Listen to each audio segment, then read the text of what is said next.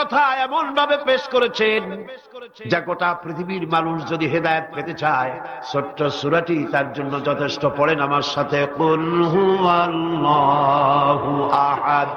পড়েন সবাই, কুল হুয়াল্লাহু আহাদ আল্লাহুস সামাদ লাম ইয়ালিদ ওয়া লাম ইউলাদ ওয়া লাম ইয়াকুল লাহু কুফুয়ান আহাদ। আল্লাহ পাক বলেন, হে নবী আপনি বলুন, আল্লাহ এক এবং একক, তার কোনো অংশীদার নাই,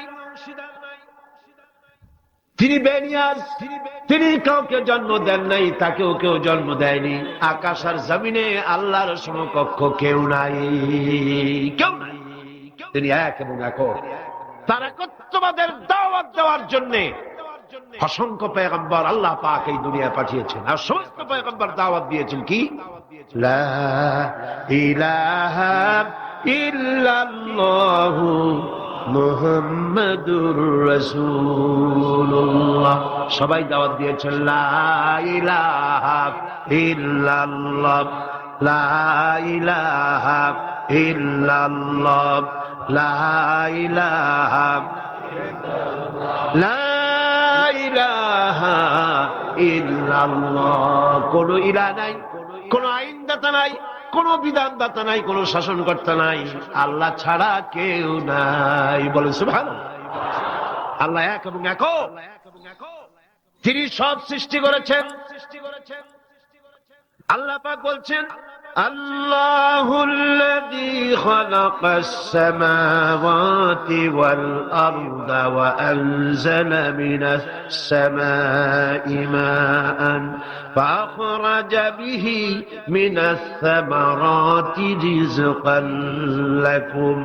আল্লাহ হচ্ছেন তিনি যিনি আকাশ সৃষ্টি করেছেন, জমিন সৃষ্টি করেছেন, আর আকাশ থেকে পানি বর্ষণ করে তোমাদের খাদ্য উৎপাদন করে দিয়েছেন। এ পানি হচ্ছে মানুষের জন্য জীবন। পানির এক নাম কি? জোরে বলেন, পানির এক নাম কি? জীবন। এই পানি এক নাম জীবন। কিন্তু কর্ণফুলীর পানি যদি চট্টগ্রামে 10 ফুট উঁচা হয়ে আসে, পানির নাম হবে কি? নাম হবে বরফ। এই পানিকে কন্ট্রোল করেন আল্লাহ রাব্বুল আলামিন। আল্লাহ যদি ইচ্ছে করেন বেশি করে পানি দিয়া পুরা এলাকা ডুবাই দিতে পারেন, আবার ইচ্ছে করলে পানির ভিতরে মানুষ বাঁচাই দিতে পারেন, আগুনের মধ্যে মানুষ বাঁচাইতে পারেন। সমস্ত ক্ষমতা হচ্ছে, কর্তৃত্ব কেবলমাত্র আল্লাহ পাকের। কর্তৃত্ব কার? কর্তৃত্ব কার? আল্লাহ পাকের কর্তৃত্ব। হযরত নূহ আলাইহিস সালামের জামানায় 40 দিনের বন্যা।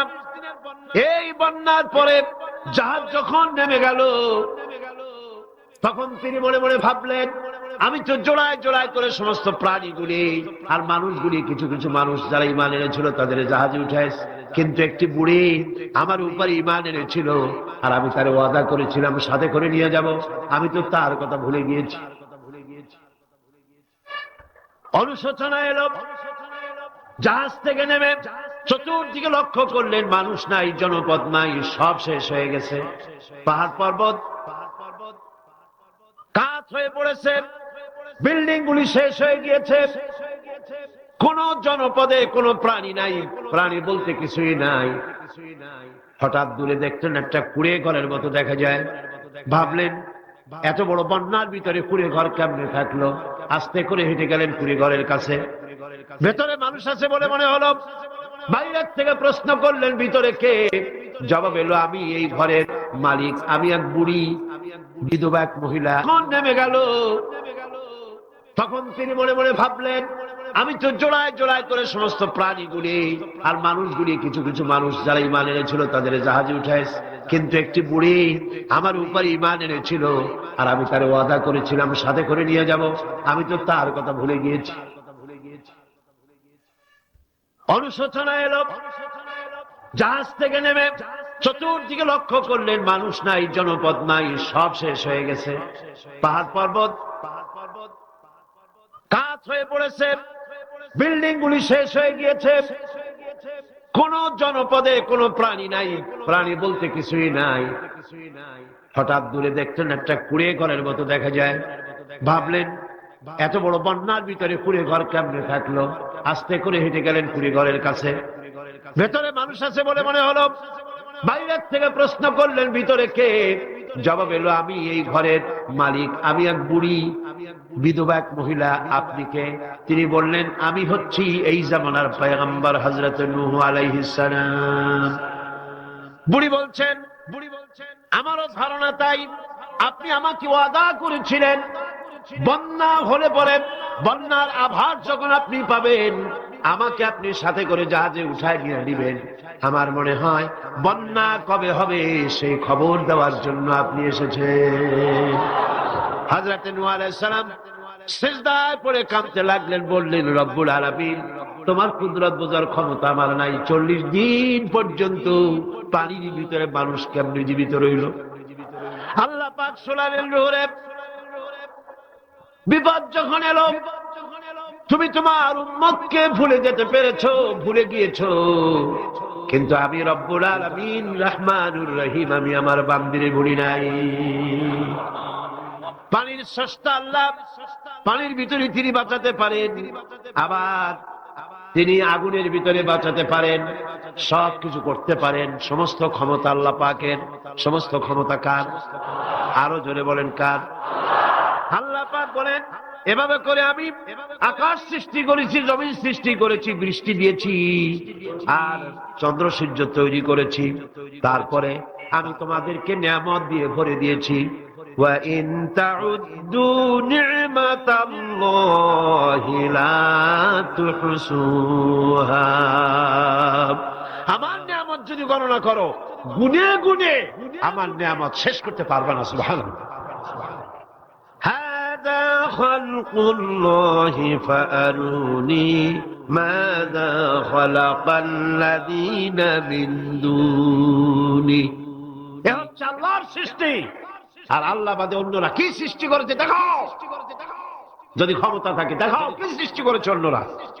আছে কিছু? আছে কিছু? সমস্ত সৃষ্টির মালিক কে? আরো জোরে বলেন, কে? সবকিছুর স্রষ্টা হচ্ছেন আল্লাহ পাক। ওই আকাশের মালিক কে? চিল্লায় বলেন জোরে সোরে, আকাশের মালিক কে? বাতাসের মালিক কে? চন্দ্র সূর্যের মালিক কে? পৃথিবীর মালিক কে? গোটা সৃষ্টি জগতের মালিক কে? সবকিছুর মালিক যিনি, তিনি বলছেন এগুলি সব আমি সৃষ্টি করেছি। ফারুনি মাযা খালাকাল্লাযীনা মিন দুনি। আমি ছাড়া অন্যরা কে কি তৈরি করেছে দেখাও। আল্লাহ রাব্বুল আলামিন এভাবে করে মানুষের জন্য সবকিছু সৃষ্টি করেছেন। তার খাবারের ব্যবস্থা করেছেন, পড়ার ব্যবস্থা করেছেন, গাছপালা তৈরি করেছেন, পানি তৈরি করেছেন, সব ব্যবস্থা করে দিয়েছেন। এমনকি শীতকালে পিঠা খাবেন, রসের ব্যবস্থাও করে দিয়েছে। চট্টগ্রামের রস আছে না? কি গাছের রস? খেজুর গাছের রস।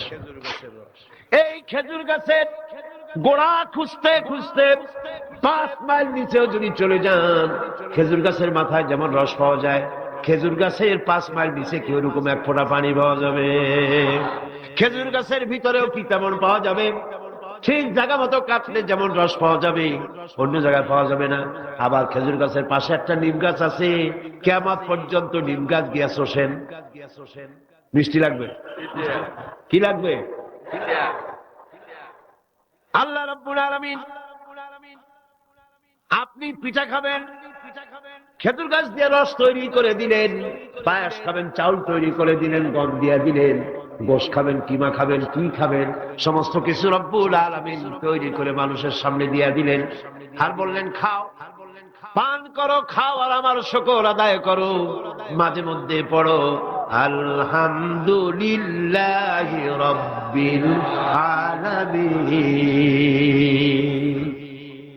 এই যে ঠান্ডায় গোটা পৃথিবী, এখনো ঠান্ডা শুরু হয়নি। এই ঠান্ডা শুরু না হওয়ার কারণ আমরা। এটা কারণ কারা? আমরাই। গ্লোবাল ক্লাইমেটের চেঞ্জ এসেছে, গোটা দুনিয়ার আবহাওয়ার পরিবর্তন হয়ে গিয়েছে। শীতের সময় শীত নাই, গরমের সময় গরম নাই। এটা কি খুব ভালো? এটা কি? এটা রোগ ব্যাধি বেশি হওয়ার লক্ষণ।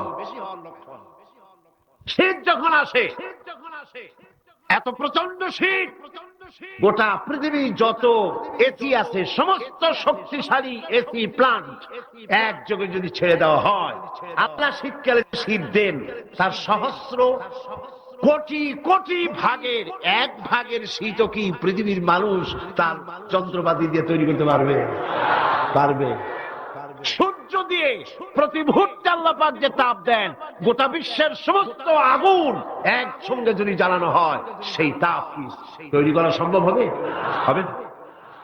আল্লাহ রাব্বুল আলামিন মানুষের কল্যাণের জন্য মানুষের যা কিছু প্রয়োজন সবকিছু একটা একটা করে এভাবে তৈরি করে মানুষের সামনে সবকিছু দিয়ে দিয়েছেন এবং প্রয়োজন মিটিয়ে দিয়েছেন। যার যা প্রয়োজন তা তিনি মিটিয়ে দিয়েছেন।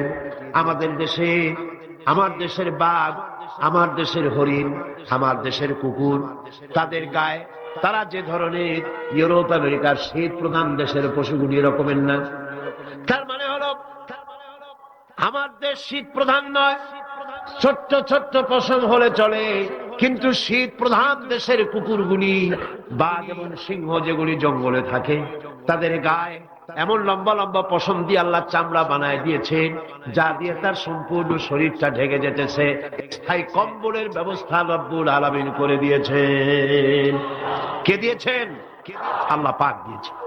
এবং সেই চামড়া দিয়ে, সে চামড়া যেন আপনি ব্যবহার করতে পারেন, সেজন্য আল্লাহ পাক আপনার জন্য সুন্দর করে সেই চামড়া দিয়ে কাপড় চোপড় তৈরি করার, জামা ব্যবহার করার সব ব্যবস্থা আল্লাহ করে দিয়েছে। কম্বল তৈরি করার ব্যবস্থা করে দিয়েছে।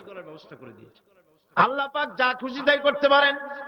কোরআন বলতেছে ফাআলুন লিমা ইউরিদ, যা খুশি তাই তিনি করেন। লা ইউসআলু আম্মা ইয়াফআলু ওয়া হুম ইউসআলুন, তিনি যা করেন সেজন্য কারো কাছে তাকে কৈফিয়ত দিতে হয় না, বরং গোটা বিশ্ব আল্লাহর কাছে কৈফিয়ত দিতে বাধ্য। সমস্ত বিশ্ব কৈফিয়ত দিতে কার কাছে বাধ্য? আল্লাহ পাকের কাছে কৈফিয়ত দিতে বাধ্য। প্রচন্ড শক্তির মালিক। মানুষেরা বোঝে না, ক্ষমতায় যখন আসে তখন চতুর্দিকে দেখে ক্ষমতার ক্ষমতা, কি যে করবে দিশা করতে পারে না। সারা জীবন ক্ষমতায় টিকে থাকার জন্য সর্বাত্মক প্রচেষ্টা চালায়, দেশ যখন পাইছি আর ছাড়বো না, ঠিক কিনা? এই চেষ্টা চালায়। কিন্তু আল্লাহ পাকের মূল ক্ষমতা তো আল্লাহর হাতে। আল্লাহ পাক ক্ষমতা দিয়ে বলেন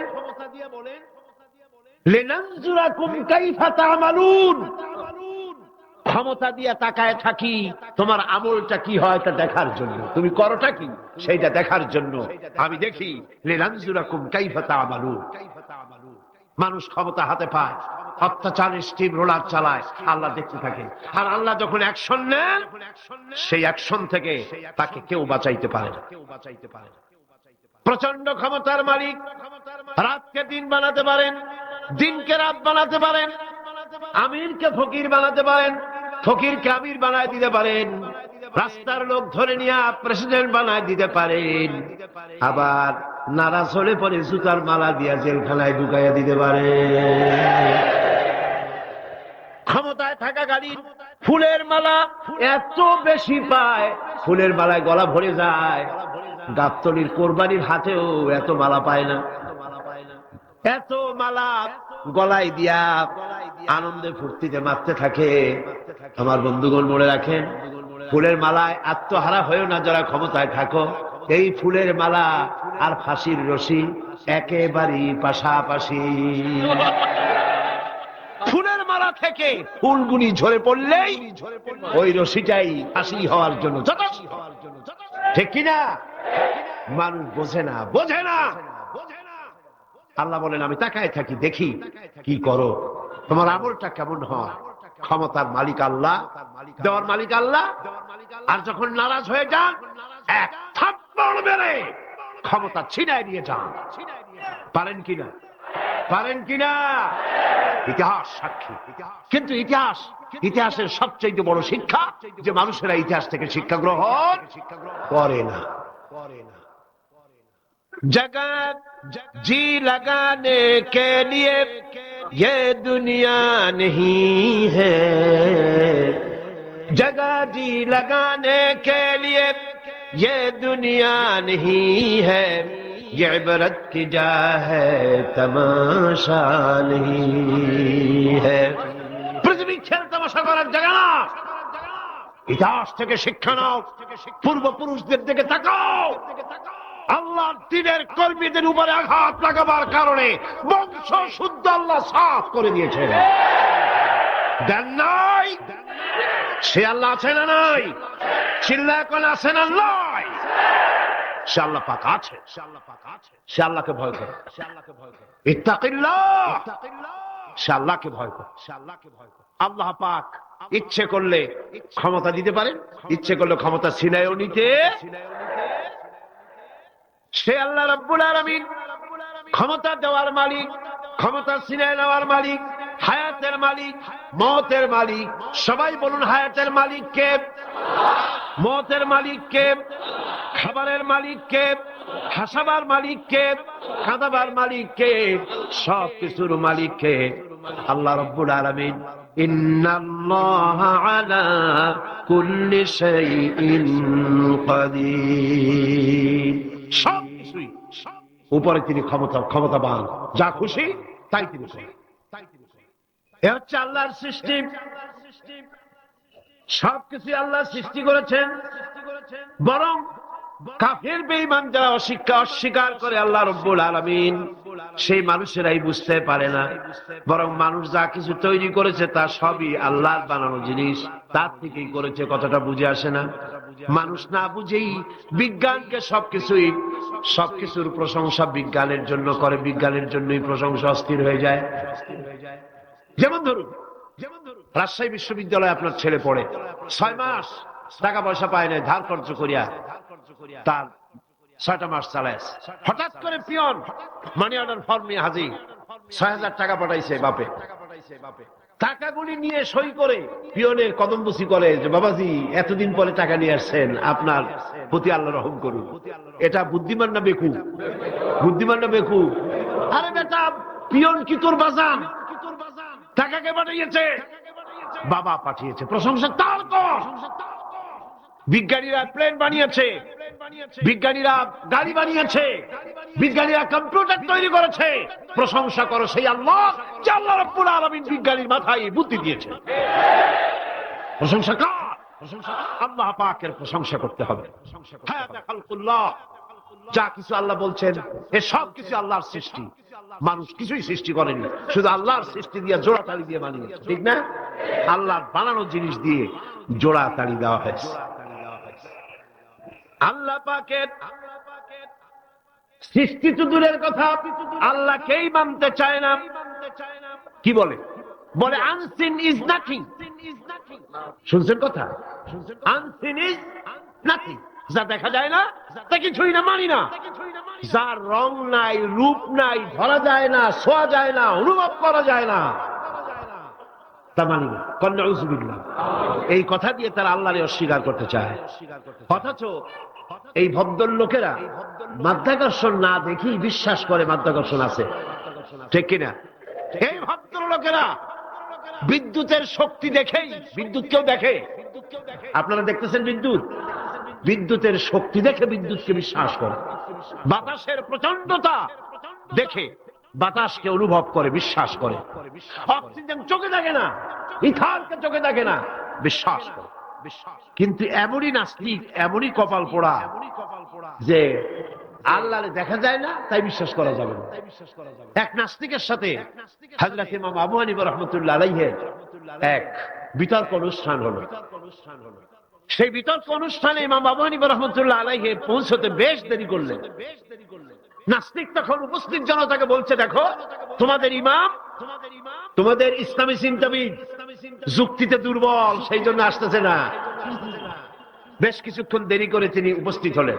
নাস্তিক বলল, আগে আপনি বলেন, আপনি ওয়াদা ভঙ্গ করলেন কেন? সময় মতো আসতে পারলেন না কেন? তিনি জবাবে বললেন, দেখো আমি অনেক দূর থেকে এসেছি, এসে দেখি সামনে নদী, এখন পার হবো কেমনে? কোন নৌকার ব্যবস্থা নাই। হঠাৎ দেখলাম কি এক আশ্চর্য কথা, একটা চারা গজায় উঠলো, ফট করে বিরাট গাছ হয়ে গেল। কই থেকে একটা কুড়াল আসলো, গাছটারে কাজে ভাড়ায় গেল। তারপরে এলো করাত, বানাইলো তক্তা, এরপরে আসলো লোহা, পড়লো হাতুড়ি, হয়ে গেল নৌকা। বাহ কি মজা! এরপর নৌকা নামলো নদীতে, আমি উঠে বসলাম, এই পাড়ি দিয়ে আসলাম, তাই যা একটু দেরি হলো। নাস্তিক কয় যে কি সর্বনাশ, এই লোকের সাথে আমি তর্ক করবো, মাথা স্ক্রু শটটা দিলাম, তাহলে আন্দাজ আন্দাজ একটা গাছ হয়ে গেল ফট করিয়া। তারপরে কুড়াল আসলো, তক্তা হইল, বিনা মিস্ত্রিতে নৌকা হইল, এটা কেমনে সম্ভব? ইমাম সাহেব বলেন, আমার বিতর্ক শেষ। বিনা মিস্ত্রিতে যদি, তোমার যুক্তি মতে বিনা মিস্ত্রিতে যদি একটা নৌকা না হতে পারে, এই বিশ্ব তৈরি হলো কি করে বিনা মিস্ত্রিতে? ওই বিশাল আকাশ হলো কিভাবে? এই বিরাট চন্দ্র সূর্য হলো কিভাবে? কি করে তোমার ওই বডি তৈরি হলো? নাস্তিক চেয়ার থেকে নেমে ইমামের কাদমের উপরে পড়ে গেল, বলে আল্লাহু আকবার, আমি অন্যায় করেছি, আল্লাহ আমাকে মাফ করে দাও।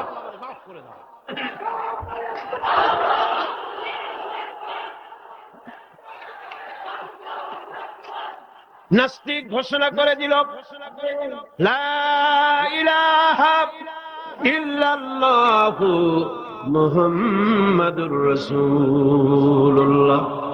জোরে সরে বলেন, লা ইলাহা ইল্লাল্লাহু মুহাম্মাদুর রাসূলুল্লাহ। লা ইলাহা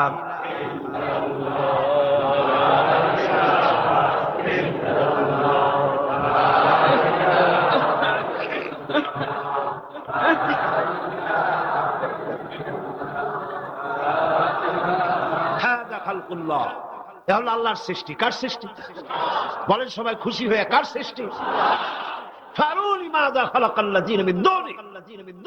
আল্লাহ ছাড়া কে কি বানাইছে? দেখো সব কে বানিয়েছে? খুশি হইয়া বুক ফুলাইয়া জোরে কোন কে বানিয়েছে? ওই আল্লাহ রাব্বুল আলামিন বলেন, দুনিয়ার সব দিক থেকে চোখ ফিরাইয়া এবার নিজের দিকে তাকাও। ওয়াফি আনফুসিকুম আফালা তুবসিরুন। এমনকি তোমাদের নিজেদের মধ্যে আমার নিদর্শন আছে, তারা কি তা অনুধাবন করে না? তোমার মধ্যেও আমার নিদর্শন আছে। কার মধ্যে? আমাদের মধ্যে। কোন কার মধ্যে? আমাদের মধ্যে আল্লাহর নিদর্শন আছে। মানুষ যদি তার নিজের দেহের প্রতি লক্ষ্য করে, তাহলে সে মহান আল্লাহ পাকের অসংখ্য কুদরত দেখতে পাবে। যেমন একটি শিশু যখন জন্ম হয়, তখন তার হাড়ের পরিমাণ হয় 305টি। 305টি। পরে এগুলি একটা দুটো মিশে গিয়ে পরিমাণ দাঁড়ায় 206টি হাড়। 560টি পেশি দিয়ে এই হাড়গুলিকে বেঁধে রাখা হয় এবং মোট গিরার পরিমাণ দাঁড়ায় 100 গিরা। আপনি কি জানেন আপনার আঙ্গুলের মাথা থেকে বাহু পর্যন্ত কয়টা গিরা আছে? গণবেন কখন? কিলাকিলি করি তো কুল পানবেন। দেখেন না গিরা কতগুলা। আঙ্গুলের এই আঙ্গুলের মধ্যেই কতগুলা গিরা। এখানে গিরা, সেখানে গিরা, এখানে গিরা, এখানে গিরা, এখানে গিরা, বাহুতে গিরা। গিরা যদি একটাও না হতো, হাতটা হাত হইতো না। হাত কি হইতো? লাঠি। লাঠি হইতো। ভাত খাওয়া যাইতো না। ভাত খাইতে গেলে মাখানো লাগে কিনা? মাখানো লাগে না? মাখাইবেন কি দিয়ে? হাতগুলা, আঙ্গুলে গিরা নাই, সব কাঁটা চামচ। আর কেলুতে গিরা নাই, হাত ক্লোজ হবে না, নিজের মুখে আসবে না। দুই হাতের মাথায় একজন বসবে, একজন আর একজনের খাওয়াবে। তাও আবার খাওয়াই দিকে মুখের মধ্যে না গিয়ে নাকের সিধার মধ্যে গিয়ে ঢুকে। হাসতেছেন? সুবহানাল্লাহ বল। ওয়াফি আনফুসিকুম আফালা তুবসিরুন। তোমার ভেতরে আমার নিদর্শন আছে, অনুধাবন করো। মানব শরীর এক আশ্চর্য মেশিন। সুবহানাল্লাহ, আশ্চর্য মেশিন। লক্ষ কোটি সেল এবং নার্ভ সেল দিয়ে জটিল মেশিন পত্রের সমন্বয় এই দেহ তৈরি করা হয়েছে। এবং এই শরীরের ভিতরে দুটো মূল্যবান জিনিস আছে। তার একটি হচ্ছে কন্ট্রোল রুম, যাকে বলা হয় ব্রেইন। যেটা কি? ব্রেইন। আরেকটি হচ্ছে জেনারেটর। সেই জেনারেটরটা কি? আপনার হৃৎপিণ্ড। ওয়াফি আনফুসিকুম আফালা তুবসিরুন। লক্ষ্য করো না? কেমনে? তোমার শরীরের দিকে তাকাও না। Brain, control room. হার্টের কাজ হচ্ছে রক্তগুলিকে সার্কুলার করা, রক্তগুলিকে পৌঁছে দেওয়া সর্বত্র। যা খাচ্ছেন সমস্ত খাদ্যগুলিকে, রক্ত তৈরি হচ্ছে, হার্টের কাজ হলো এটাকে এইভাবে করে করে পৌঁছে দেওয়া। আর এই রক্তগুলি যদি না পৌঁছায়, শরীরের যে অংশে রক্ত পৌঁছাবে না সে অংশ কি হবে? প্যারালাইজড হবে, অবশ হবে। মাশাআল্লাহ, আপনারা সব ডাক্তার বুঝতে পারতেছেন, কথা বুঝে ফেলতেছেন, আলহামদুলিল্লাহ। রক্ত পৌঁছাবে না, প্যারালাইজড হয়ে যাবে। এই জন্য আল্লাহ কি করেছেন? পায়ের বুড়ো আঙ্গুল থেকে শুরু করে মস্তিষ্কের মাথা পর্যন্ত অসংখ্য নার্ভ, শিরা উপশিরা দিয়ে ভরে দিয়েছেন। কত শিরা, কত উপশিরা! চিকিৎসা বিজ্ঞানীরা বলেছেন মানুষের দেহের ভিতরে যত শিরা এবং উপশিরা আছে সবগুলি যদি বের করে একটার সাথে আর একটা গিরা দেওয়া হয় তাহলে তা এত লম্বা হবে যা দিয়া গোটা পৃথিবী 3 বার ঘোরা যাবে। এই শিরা উপশিরা গুলি যদি ছিঁড়ে ছিঁড়ে শরীর থেকে বের করে করে পাশাপাশি যদি সাজানো হয় তাহলে 3 একর জমিন লাগবে সাজায়া রাখতে। এত শিরা উপশিরা দিয়ে এই পৃথিবী, এই শরীরটাকে আল্লাহ পাক সাজিয়ে দিয়েছেন, গুছিয়ে দিয়েছেন। অসংখ্য শিরা উপশিরা। হার্টের কাজ হলো রক্ত আসতেছে পাঞ্চ করে করে, এভাবে করে করে রক্ত পৌঁছায় দিচ্ছে হার্ট থেকে, তার মাথা থেকে শুরু করে পা পর্যন্ত। হার্ট প্রতি মিনিটে 10 পাউন্ড রক্ত সঞ্চালন করছে। ব্যায়ামের সময়ের পরিমাণ গিয়ে দাঁড়ায় 30 পাউন্ড। এবং এক সময় যদি আপনি আহত হন, অনেকগুলি রক্ত যদি বেরিয়ে যায়, অন্তত 2.5 পাউন্ডের মতো রক্ত আপনার শরীরের মধ্যে সব সময় রিজার্ভ থাকে। কে রাখে? কে রাখে? কে রাখে? এবার আপনার হার্ট যদি দুর্বল হয়, হার্ট অ্যাটাক হয় না? চিটাগাঙ্গে নাও হইতে পারে, নাকি হয়? হার্ট যদি অ্যাটাক হয়, হার্ট অ্যাটাক হয় কেন?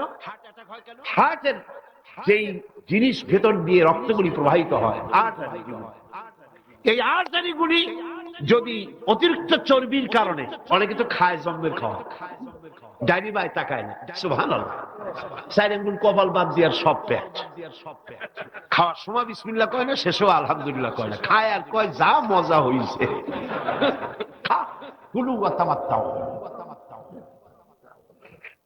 পাইকারি দরে খেলে পরে চর্বি হবে। এই চর্বিগুলো গিয়ে হার্টের যে আর্টারিগুলি আছে, রগ আছে, এই রগগুলির ভিতরে চর্বি জমে যায়। চর্বি জমার কারণে রক্ত পাস করতে পারে না, হার্ট অ্যাটাক করে। হার্ট অ্যাটাক করলে পরে রোগী যদি বেঁচে যায় তাহলে বাইপাস অপারেশন করতে হয়। বাইপাস অপারেশন করতে যখন যায় তখন তার জন্য রগ দরকার। ওই যেটা ব্লক হয়েছে ওটা ফেলে দিতে হবে, নতুন আরেকটা রগ লাগবে। এবার আপনি দেখেন আমার আল্লাহর কুদরতের দিকে তাকান। আপনার হার্ট অ্যাটাক করতে পারে, নতুন করে একটা রগের দরকার হতে পারে। এই রগ গরুর রগ দিয়া হবে না, এই রগটা ছাগলের রগ দিয়া হবে না। কোথায় পাবেন রগ? কে দেবে আপনার রগ? আল্লাহ পাক আপনার পায়ের ভেতরে রানের মধ্য দিয়া স্পায়ার রগ সেখানে রেখে দিয়েছেন। হার্ট অপারেশন যখন করা হয় ডাক্তারেরা ব্লক করা হাত, ওই রগটাকে ফেলে দিয়া উরুর ভিতর থেকে রগ বের করে কলিজার মধ্যে লাগায়া দেয়। সুবহানাল্লাহ। দুটি মাত্র কিডনি হলে, একটি মাত্র কিডনি হলে শরীরটা আপনার বেঁচে যায়। আল্লাহ রাব্বুল আলামিন শরীরের ভিতরে 2টা কিডনি দিয়েছেন। কিডনির নাম জীবন। কিডনির নাম কি? কিডনি অচল হলে আপনি অচল হয়ে যাবেন, শরীর ফুলে যাবে, আপনি মরে যাবেন তাড়াতাড়ি করে, রক্ত শূন্যতা দেখা দেবে। কিডনিকে বাঁচায় রাখা প্রত্যেকের জন্য জরুরি। আর কিডনি বাঁচাবার জন্য পানি খাবেন বেশি করে। কি খাবেন? কি খাবেন? পানি। সুবহানাল্লাহ, সুবহানাল্লাহ। এ পানি খান নিয়ামত, পানির অপচয় করবেন না। আমার নবী বলেছেন প্রবাহমান নদীর ঘাটে বসেও 1 ফোঁটা পানির অপচয় করো না। প্রবাহমান নদীর ঘাটে বসেও পানির অপচয় করো না। সুবহানাল্লাহ। পানি নিয়ামত, পানি খান বেশি করে, কিডনি সচল থাকবে। আলহামদুলিল্লাহ। একটা কিডনি হলে চলে, আল্লাহ পাক 2টি কিডনি দিয়েছেন।